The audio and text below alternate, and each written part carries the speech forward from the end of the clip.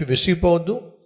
ఎందుకంటే నువ్వు దేవుని చిత్తానుసారంగా వాక్యానుసారంగా ప్రార్థన చేసినప్పుడు దేవుడు ఖచ్చితంగా గ్రాంటెడ్ అని స్టాంప్ వేస్తాడు. అలా గ్రాంటెడ్ అని స్టాంప్ వేసినప్పుడు, ఇప్పుడు ఉద్యోగం కోసం మీరు ప్రయత్నం చేశారనుకోండి, మీకు ఉద్యోగాన్ని ఇస్తూ వాళ్ళు మీకు జాయినింగ్ ఆర్డర్స్ పంపిస్తారు కదా. ఇప్పుడు ఉద్యోగం మీకు వచ్చిందా రాలేదా? వచ్చింది. కానీ వచ్చిన ఉద్యోగాన్ని ఎప్పుడు వచ్చి మీరు జాయిన్ కావాలో ఒక డేట్ వేస్తారు.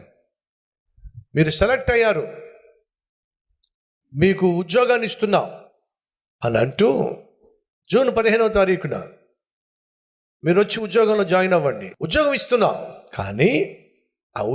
ఇస్తున్నాం కానీ ఏ రోజున ఆ ఉద్యోగంలో మీరు జాయిన్ కావాలో డేట్ వేస్తారు. ఒప్పుకుంటారు, ఒప్పుకోరా?